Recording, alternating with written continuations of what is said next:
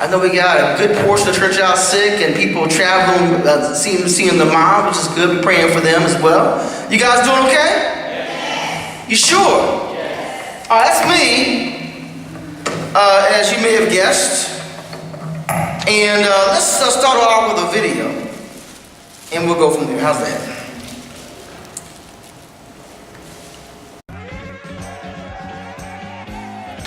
You bring yourself in this house right now. And if you think that 30-minute ride home was something, believe me, we've only just begun.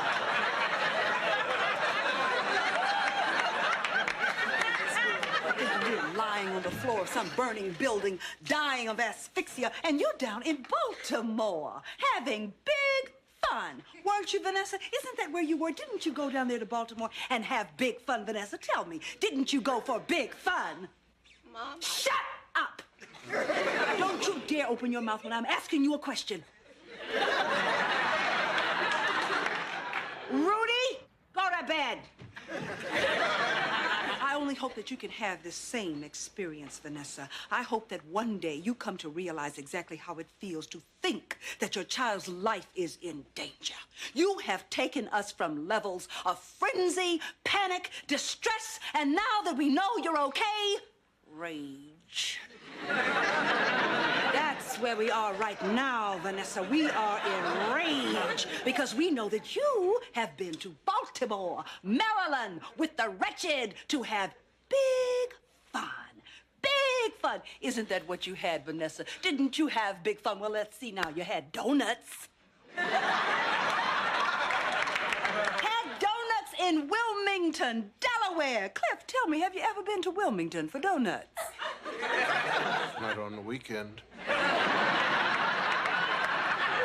There she is, sitting up in the local donut shop in Wilmington, Delaware, sipping hot chocolate and eating crumbs, and the car gets stolen. Now, a normal individual with half a gnat's brain would have said, I'm going home now. But you? Oh, no, not you. You and your 3 friends put yourselves on a bus and go joyride off to Baltimore. All the way to Baltimore. What were you thinking? I wasn't thinking. You got that right. Did you really think that the 4 of you could go off careening into the night and not one single parent would find out about it? Did you really think that, Vanessa? Shut up! Because I know what was going on. You were off being wild and free with the wretched and singing the wretched song. Now, I know you told me about it in the car, Vanessa, but just for the record, one more time, how did it come to pass that you did not get into the concert with the wretched and the big fun? You better answer me when I ask you a question, girl. Gave our tickets to a man who said he was with the band. And he wasn't, and he stole them. Someone stole Janet's wallet. We ran away and we bumped into this guy, Freddie Scurry, a friend of Janet's brother, and he gave us bus fare. You were lucky to have found someone to look at your little sorry selves and take pity on you. Mom, I'm sorry. I'm sorry. It'll never happen again. Can I please just have my punishment? Vanessa, please. Your father and I have been through much too much this evening to be sitting up here thinking about a punishment for you right now. But I'd like my punishment before I go to bed.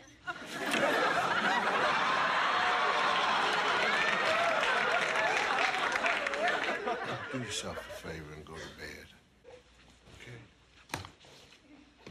And do me another favor, please.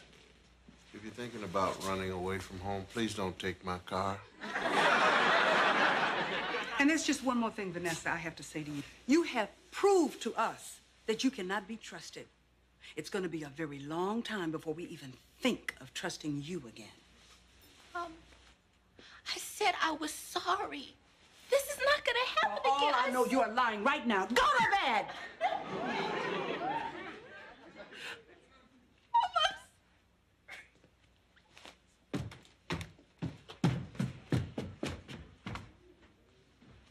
We're going to have to do something about this child's honesty, Cliff.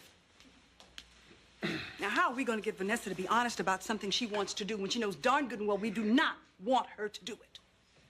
And I say that tonight, before we put head to pillow to rest in this house, you and I are going to figure this one out. All right, Roy, you get the pad and the pencil and bring them on into the chuck wagon, and I'll fix some coffee and some beans and a side of pork, and we'll see what we can do about catching all the desperados.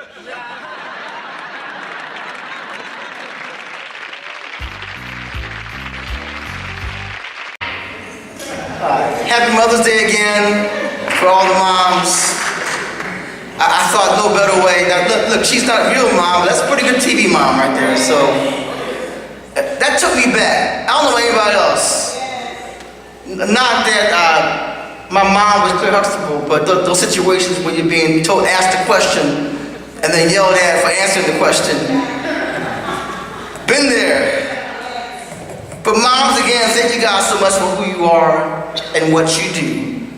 We're talking, we had a series that we're in the middle of called Jesus Culture. That's the next slide. And today's topic, the next slide after that, is the culture of family. And I thought, what a better fitting. Well, nothing's more fitting for today, Mother's Day, than the culture of family, because really for most of us, that's the first family that we knew, right? Is our mom. That's our ride or die family.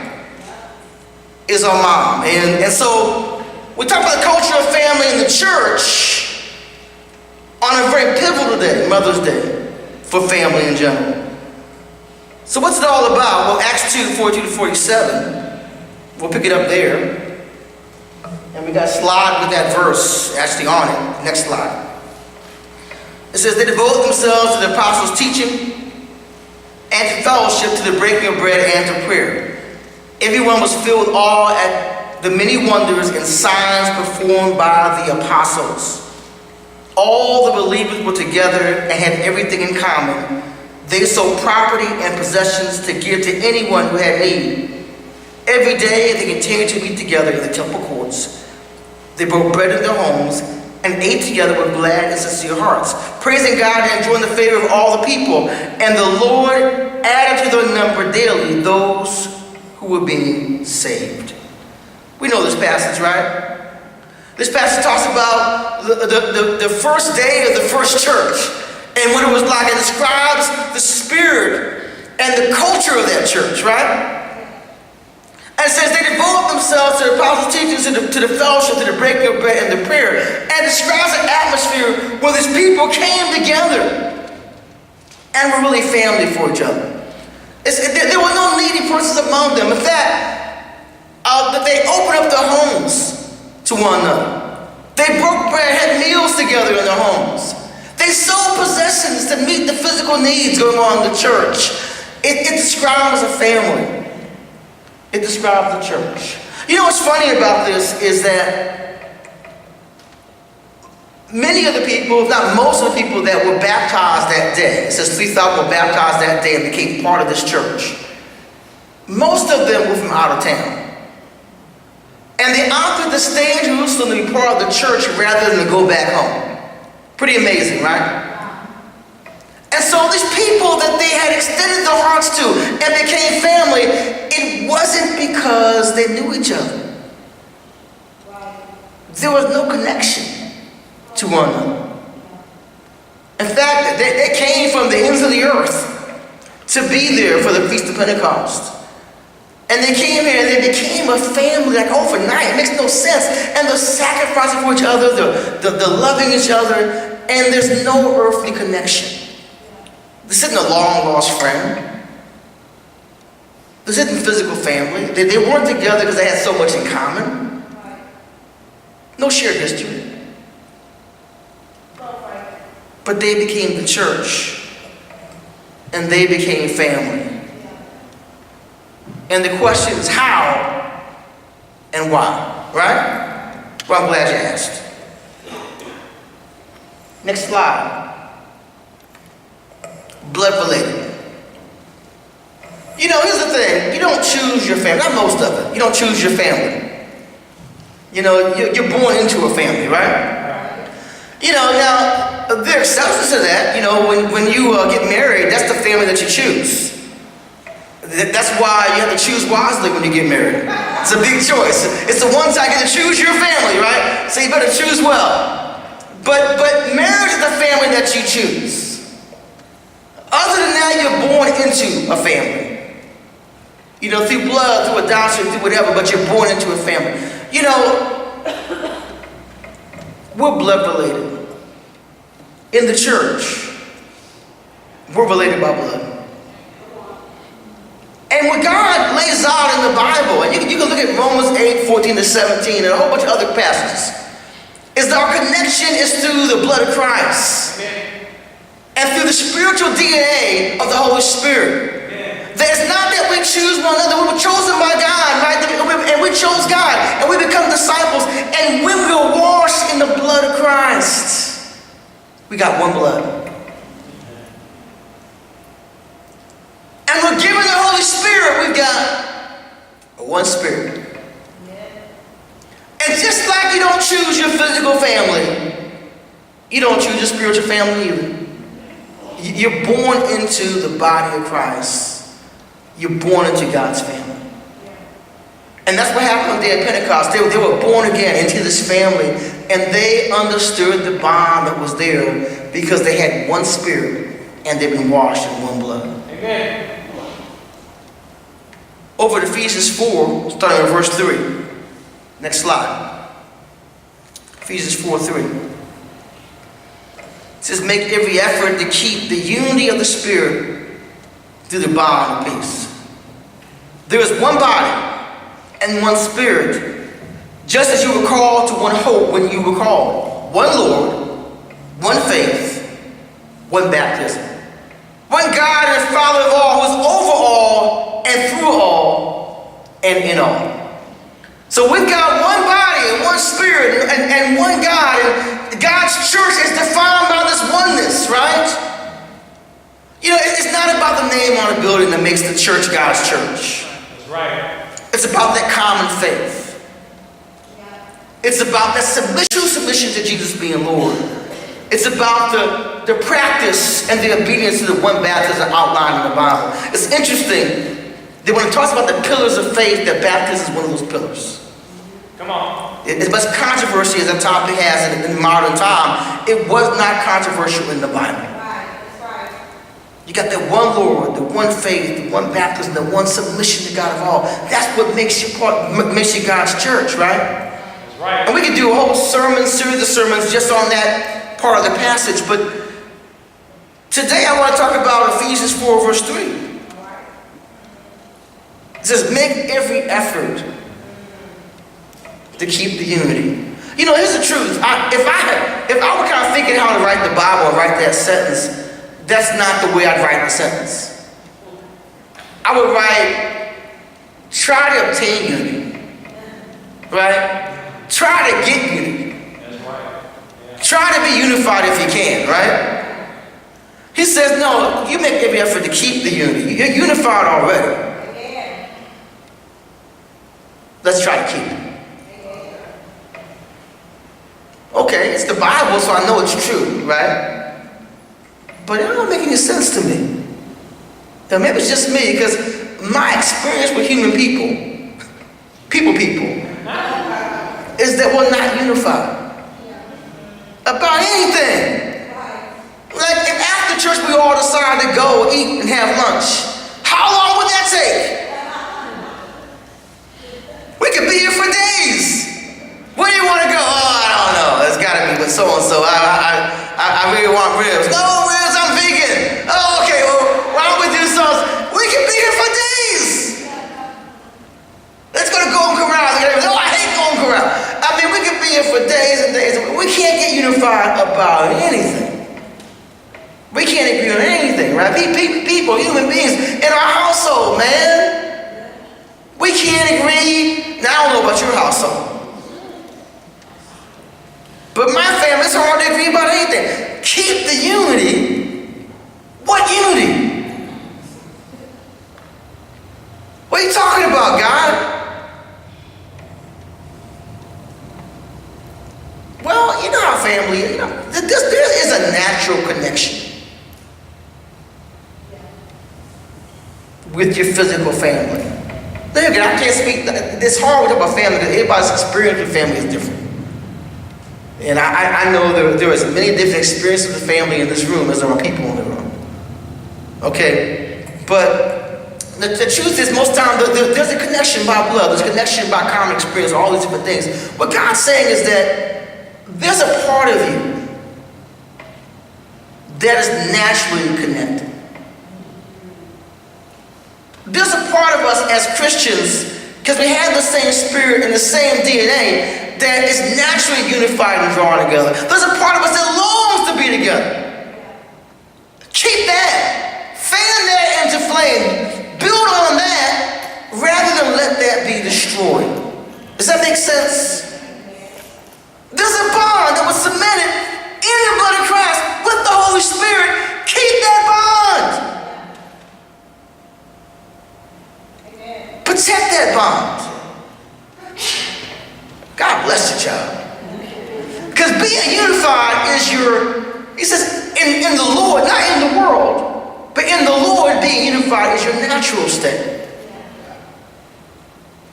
That may not be your experience, because the truth is, we've got that spirit which longs to be together, and we got our flesh that wants to do what it always does.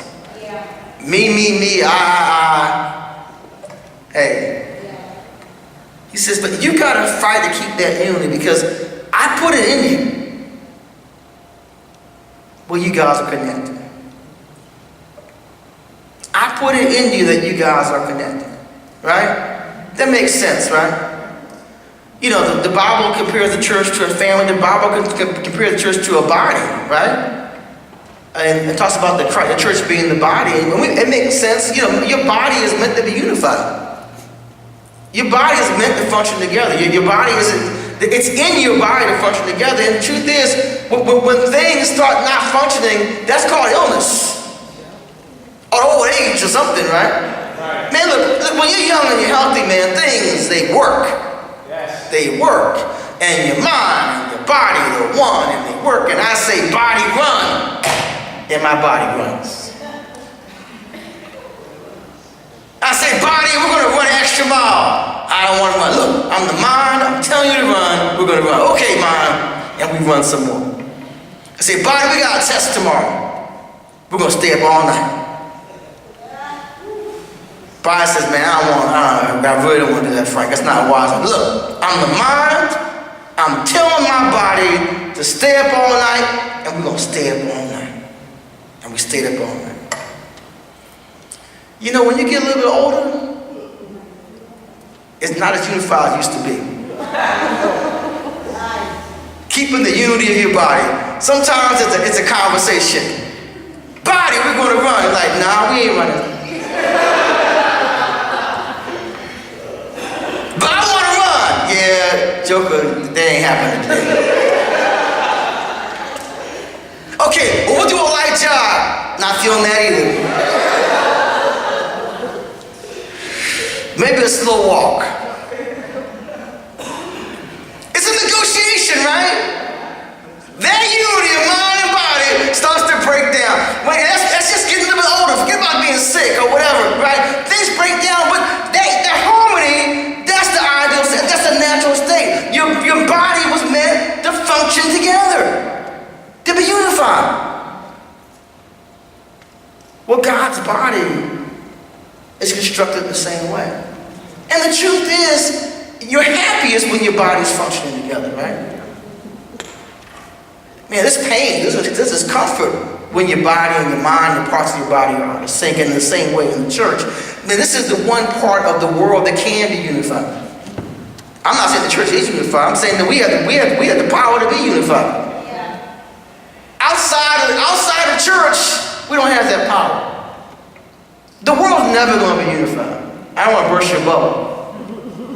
You can vote Democrat, you can vote Republican, you can be red, you can be blue, you can combine the colors, right? The world's never going to be unified. That power, it didn't exist in the world. That power exists in the church. To really be family. And that's why we are the light of the world. That's why we can be the light of the world.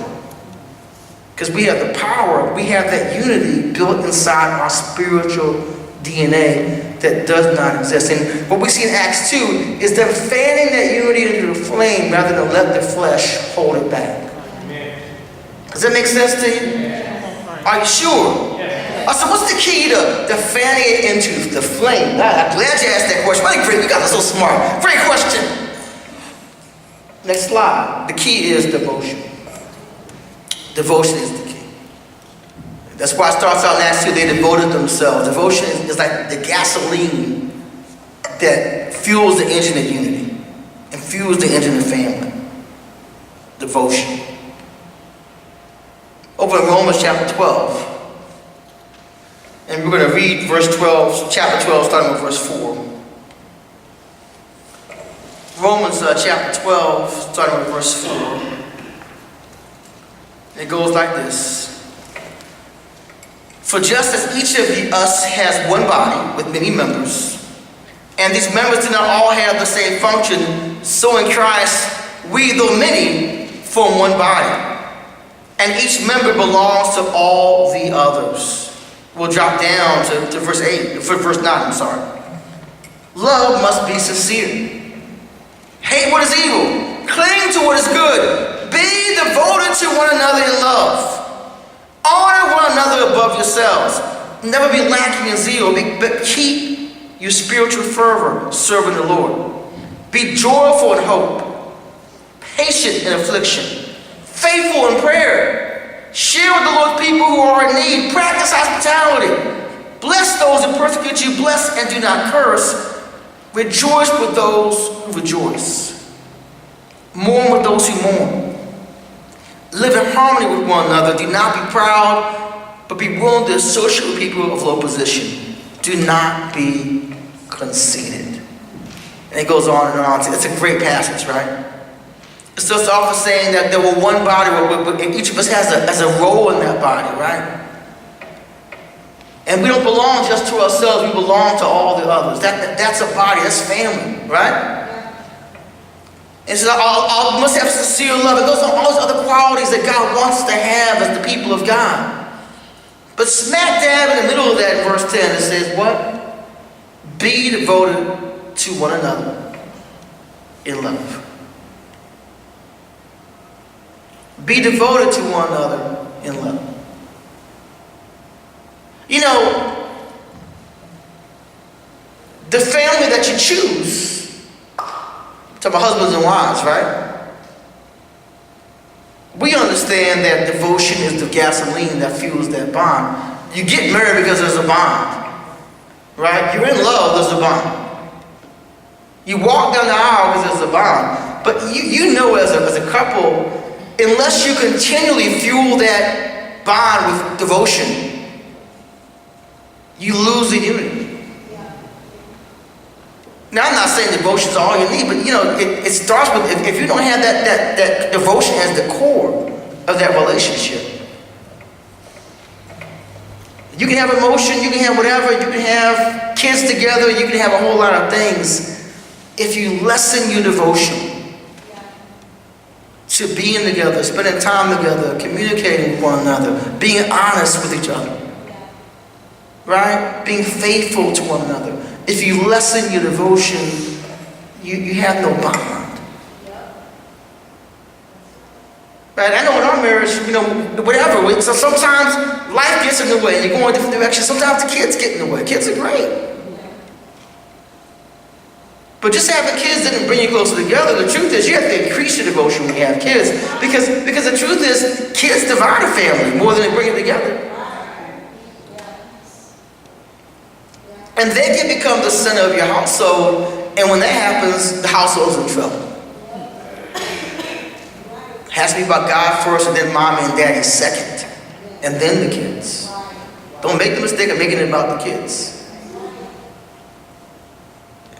The order is God, your spouse, then your kids. And sometimes we can't find time for God, we're serving the kids. Man, we haven't seen our husband and whatever because we're serving the kids. We barely talk, we don't spend time together, we're not intimate because we're serving the kids. And all of a sudden, the household's upside down. And the kids really can't be served if we're not building a house on God and we're not devoted to one another. Been there, done that.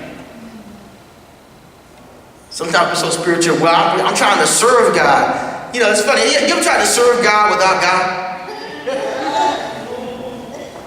Maybe it's just me. Sometimes I try to serve. I'm so busy serving God, I can't pray. I'm so busy serving God, I don't have time to read my Bible. I've been so busy in my lifetime serving God that I'm not being a good husband. Because I'm serving God. I'm not being a good father because I'm serving God. Does that serve God? No. The order of things is God, your spouse, your kids. Maybe before you leave a study, you got to take care of God, your relationship with God, your spouse and your kids. That is your ministry. That is your ministry. So, well, I'm not married, Frank. You just spent 10 minutes on marriage. I'm not even married, man. Can you be relatable? Oh, I'll get to you. That's still an order of things. Even when you're single, there's an order. Man, I tell you what, I mean, it's not for nothing in 1 Timothy 4, it says, if anyone doesn't take care of his family, especially his immediate family, he's worse than an unbeliever. That's future. Man, you could be out here, man, leading all the Bible talks on campus and having studies and being Joe spiritual. If you're not loving taking care of your mom and doing what you can for your family, it says the Bible, you're worse than an unbeliever. The family is fueled by devotion. Even your physical family is fueled by devotion.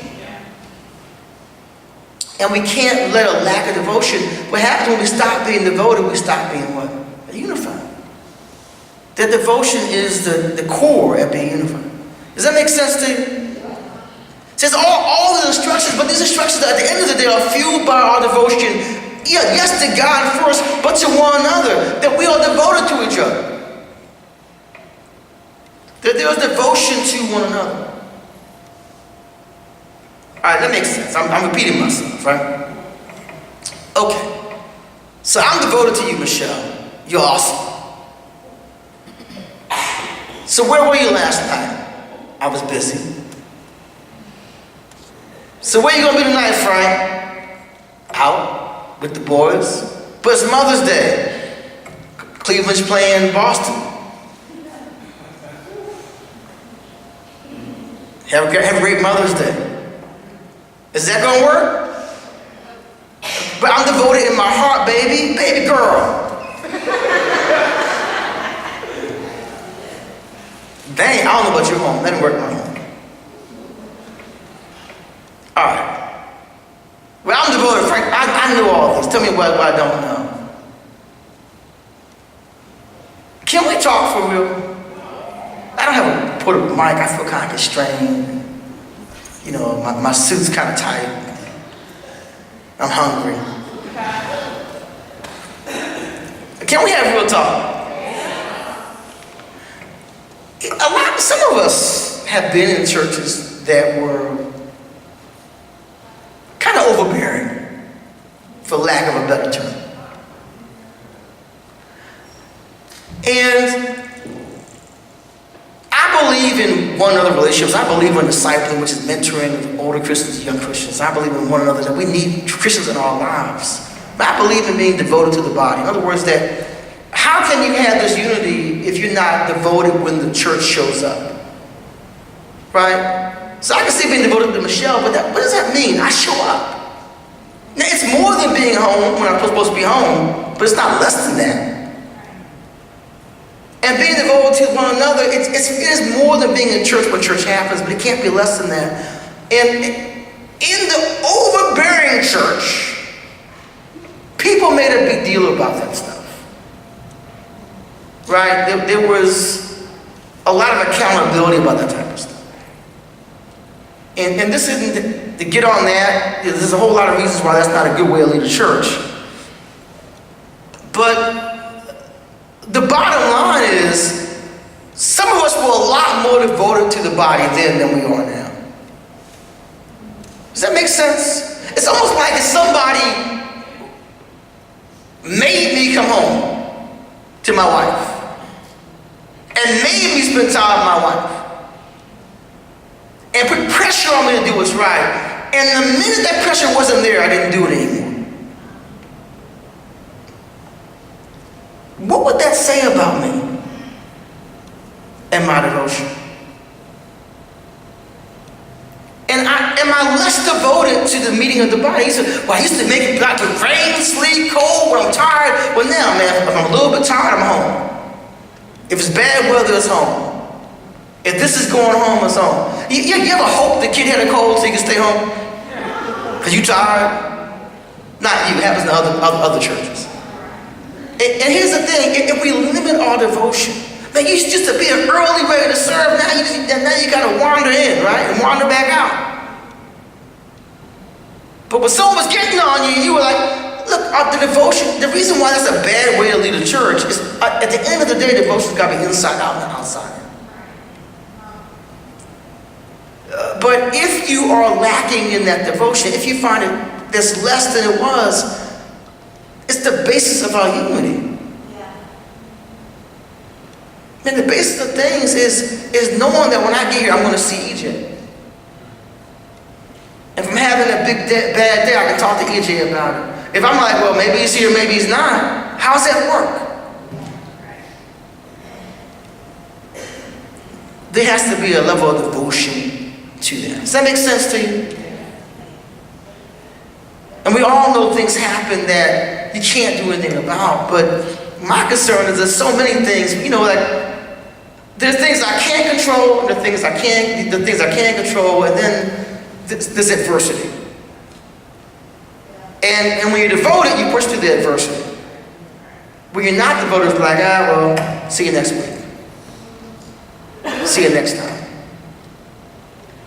God's not going to be mad if I miss another midweek. But we want the church to be this great family. How can that be great if we don't have devotion to one another? Does that make sense to you? I hope it makes sense to you. It makes sense to me. Yeah, that's true for individual relationships as well. The individual relationships as well. Let's just keep on going. What is devotion? It's the Greek word is proskyteria. That means to endure, to remain somewhere, to remain steadfastly with someone, to stick faithfully with someone. Right? What hurts us from being unified? From having that unity, having that family? I don't know, time. Time is tight. I don't know about you, but there's a lot to do in the course of a day. And when time gets tight, things get cut out. People get cut out.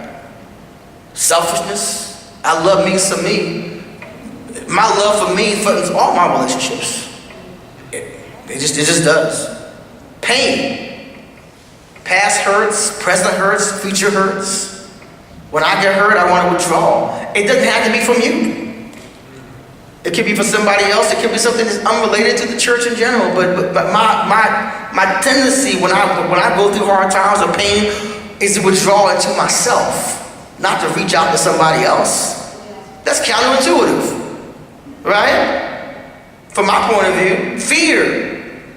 The fear of being hurt, the fear of being let down, the fear if I'm vulnerable, if I'm open, if I talk about what I'm doing, that I'm not going to be accepted. The fear of confessing my sin, fear of whatever. All those things are mobilized to being close and being devoted to one another. Or pushing through.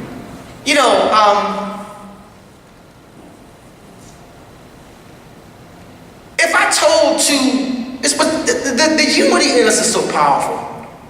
Because we need collectively to be devoted to one another, right? But we also need individual relationships where we're devoted to mentoring one another, helping each other spiritually. If I told Linda and Faith that you had to get together every week, and you had to do it, and if you didn't get together every week, we're going to shock you electronically. We got cameras all in your home, cameras in the car, we're going to know whether you do it or not, and if you miss a week, it's going to and we made you do it every week. First off, you do it every week because that's a painful thing, right? But secondly, even just by doing it, you get closer. And I don't think that making someone do it under threat of punishment is a good thing. Don't get me wrong here. But just doing it routinely. You know why that is? Because just your spirit longs to be together. Amen. Amen. Even though your flesh is like, I'm afraid, I don't know, I don't have time, I've been hurt, I'm really going through a lot right now, I need to be focused on myself. All the things Satan gives you, because Satan knows his power and unity, but your spirit longs to be together. So even if someone made you do it, once you get together, good things happen. Amen. Once you spend time together, good things happen. I'm going through a hard time. I'm just going through too much to be in church. That's Satan talking. Whose voice do you think that is? Come on, Frank. Come on. He's all whispering in your ear. You don't need them right now. You're a mess. Nobody wants to be around you right now. And you know, last time you were there, you know they were staring at you. So-and-so didn't even give you a hug. How do they really feel about you? And then you know, Michelle gave you a hug, but she gave you a little side hugs. Because she gave Lee a full hug, but she gave you a side hug.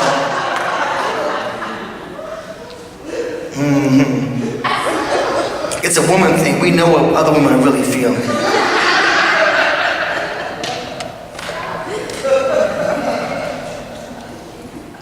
Well, Satan's whispering in your ear, just messing you up. Because he knows if you just, we need to be at church and get this, but if you just say, Jessica, why don't we have lunch afterwards and talk? Why don't we get together once a week and help each other spiritually? If you just do it, magic happens.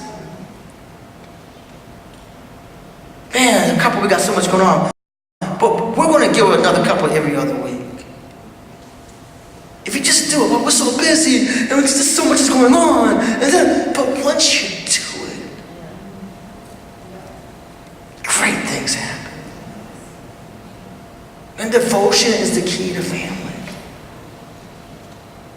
And fighting off all those other voices that want to keep us apart. Not because you have to, because someone's going to shot you, right?